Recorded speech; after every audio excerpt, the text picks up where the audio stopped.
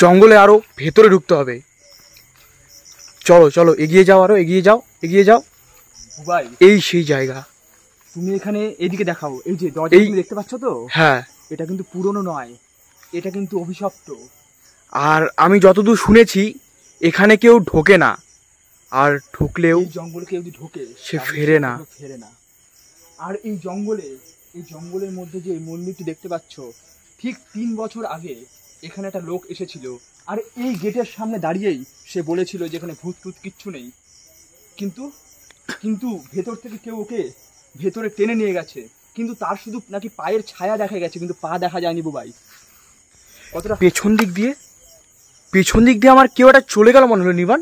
ছায়া হবে, মানে এই হয়তো সেই ছায়া যার পায়ের ছায়া দেখা যায় কিন্তু পা দেখা যায় না। তার মানে 3 বছর ধরে, তার মানে 3 বছর না, তারও আগে থেকে এখানে কি হয়ে আসছে বুবাই। আমরা রহস্য উদ্ঘাটন করতে এসে কিন্তু আমরা অনেক কিছু এখানে দেখতে পাচ্ছি, উপলব্ধি করতে পারছি, আর এও পাচ্ছি যে ভয় আমাদের পিছু ছাড়ছে না, বরং ভয় আমাদের কিন্তু গায়ের রক্তে রক্তে শিরায় শিরায় কিন্তু আমাদের দেখা দিচ্ছে। আমরা কিন্তু মৃত্যু কি সেটা আমরা কাছ থেকে আজকে উপভোগ করতে পারবো। হয়তো আজকে হয়তো আমরা এও দেখতে পারবো যে এই জায়গা, এই মন্দির যেটা কতটা পুরনো, যে মানুষকে টেনে নেয়, মানুষকে দেখা যায় না, শুধু ছায়া রূপে এসে একটা জলজান্ত মানুষকে মেরে ফেলে। আর সেই পেতনি ভূত যাই হোক না কেন, তাকে আজকে আমরা ক্যামেরা বন্দি করার চেষ্টা করবো। আচ্ছা দাঁড়াও, এক সেকেন্ড দাঁড়াও। তুমি কি কিছুর একটা আওয়াজ শুনতে পাচ্ছ?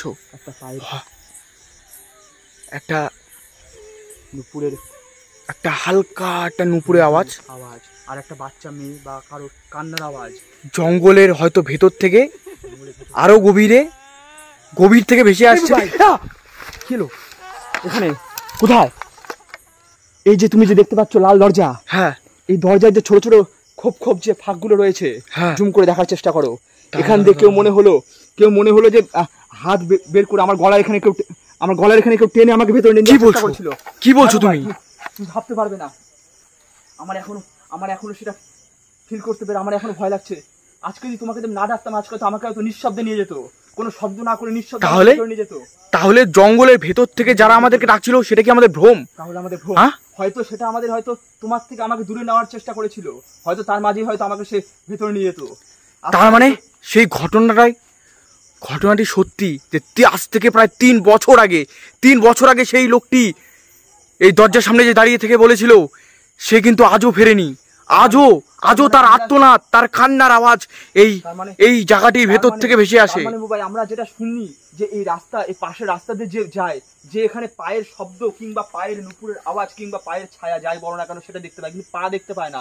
আর এই মন্দিরের দরজা, সব মন্দিরের দরজা কিন্তু খোলে না মানুষকে ঢোকানোর জন্য। কিছু মন্দিরের দরজা কিন্তু খোলে না, মানুষ বাইরে বেরিয়ে আসবে। কিছু মন্দির থাকে যেখানে গেট খোলে, মানুষকে নিঃশব্দে তার কাছে নিয়ে গিয়ে তার পায়ে সমর্পণ করে।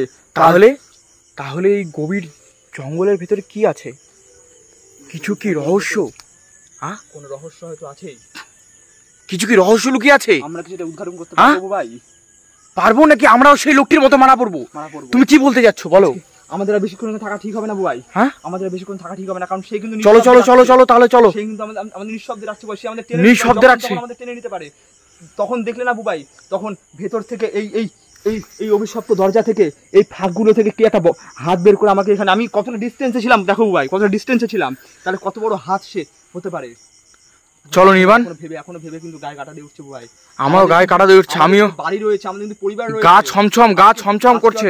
আজকে এমনটা যেন না হয়, এই ভিডিওর পর যেন আমাদের শেষ ভিডিও যেন না হয় এটা ভাই। আর কিন্তু বেশিক্ষণ থাকা, চলো।